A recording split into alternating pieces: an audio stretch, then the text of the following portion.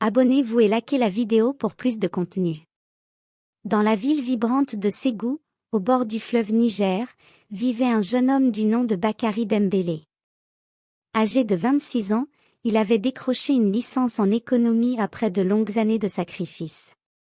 Sa mère vendait des beignets à l'aube, son père était décédé trop tôt, emporté par une maladie sans nom. Mais malgré son diplôme, Bakary ne trouvait aucun emploi. Partout, les portes restaient fermées. Pour survivre, il vendait des coques de téléphone, écouteurs, câbles USB, sous un vieux parasol troué, près de la gare routière. Lui et ses deux amis d'enfance, Maury et Souleymane, partageaient le même sort, diplômés, mais déçus. Ségou, ville ancienne aux couleurs d'ocre et de chaleur, bruit de motos fatiguées, de marchés bondés, de prières murmurées à l'aube. C'est là que vit Bakary Dembélé.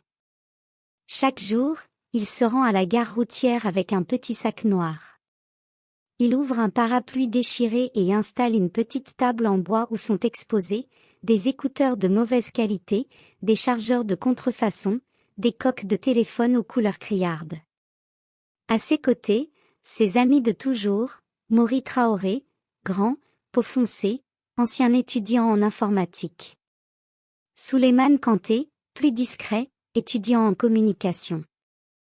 Un jour, après une journée de vente désastreuse, Maury évoque une vieille légende racontée par son grand-père, un lac sacré, Ngoli, où les esprits de l'eau offrent la prospérité contre une offrande, et un pacte. Cette nuit-là, Bakary ne dort pas.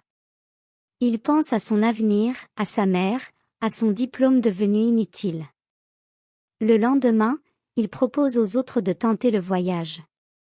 Ils réunissent leurs objets les plus précieux, le diplôme de Bakary, l'amulette de Maury, le tam-tam de Souleymane.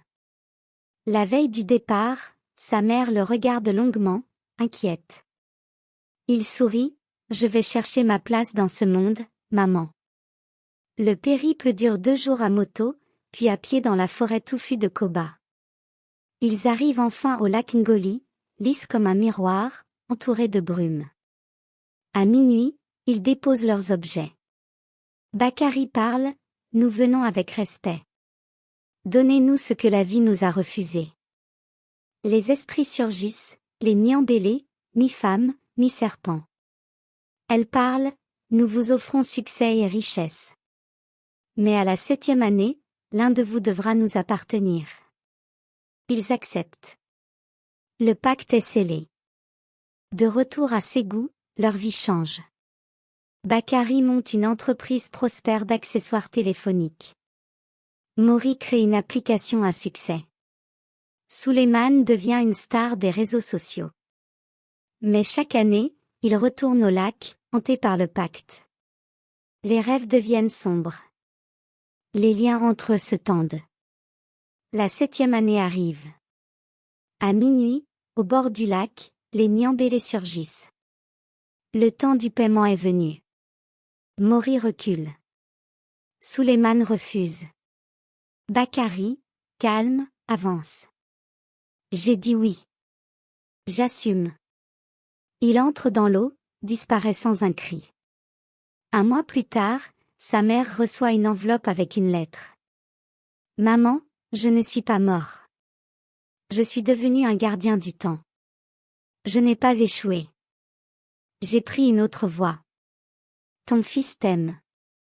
Et chaque année, au bord du lac Ngoli, une silhouette apparaît au crépuscule, regardant l'horizon.